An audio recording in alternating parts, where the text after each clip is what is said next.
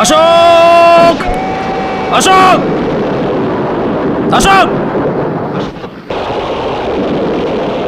டேய் அசோக்!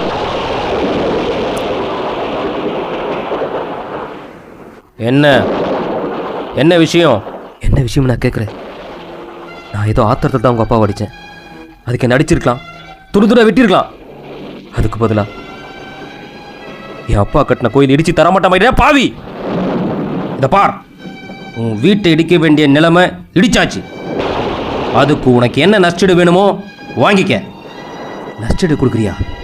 கொடு.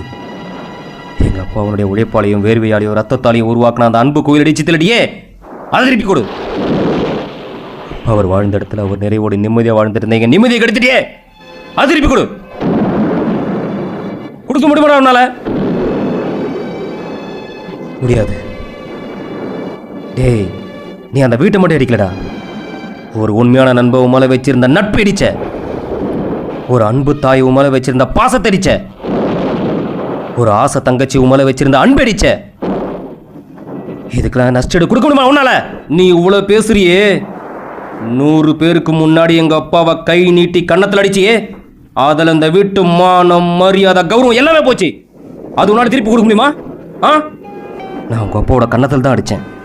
ஆனால் நீ எங்கள் வாழ்க்கையை அழிச்சிட்டேடா. நிறுத்திய? யார் யாரியா நீ? என்ன பெரிய ராஜ பரம்பரையா? உங்கள் அப்பா என்ன பெரிய சுல்தானா? ஏதோ தாஜ்மஹால் கட்டிட்டான், அதை அவன் இடிச்சிடான்னு சொல்ல வரையே.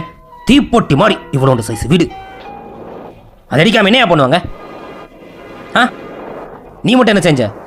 என் கணத்தில் அறியல, கூட்டி கழிச்சு பார், கணக்கில் சரியாக தான் வரும். நானும் பார்த்துக்கிட்டே இருக்கேன், பேசிட்டே போற. ஓவியா போகிறேன். போகிறதுக்கு முன்னால் நான் சொல்கிறத கவனமாக கேளுங்க. இன்னைக்கு பணம், பேர், புகழ், அந்தஸ்து இருக்கிற திமிரில் என் வீட்டை இடித்து என் குடும்பத்தை நடுத்தரவு கொண்டு வந்து எனக்குள்ள இருக்கிற சிங்கத்தை தட்டி எழுப்பிட்டீங்க. அசோக், நீ இது வரைக்கும் இந்த அண்ணாமலையை நண்பனாகத்தான் பார்த்துருக்க. இனிமே நீ அந்த அண்ணாமலையை விரோதியாக பார்க்க போற.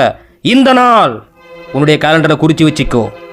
இன்னிலிருந்தே உன்னுடைய அழிவுகாலம் ஆரம்பமாயிடுச்சு. எனக்கும் உனக்கும் தர்ம யுத்தம் தொடங்கிருச்சு. இந்த யுத்தத்தில் நான் உன்னை விட பணம், பேர், புகழ், அந்தஸ்தை சம்பாதிச்சு பல அடுக்குமாடி ஹோட்டல்களை கட்டி உன்னுடைய முன்னேற்றத்தை தடுத்து நிறுத்தி உன்னுடைய பணவரியை ஒழிச்சு கட்டி, நீ எப்படி என் வீட்டை இடித்து என் குடும்பத்தை நடுத்தருவு கொண்டு வந்தியோ, நானும் அதே மாதிரி உன் வீட்டை இடித்து உன் குடும்பத்தை நடுத்தருவு கொண்டு வரல. என் பேர் அண்ணாமலை இல்லடா.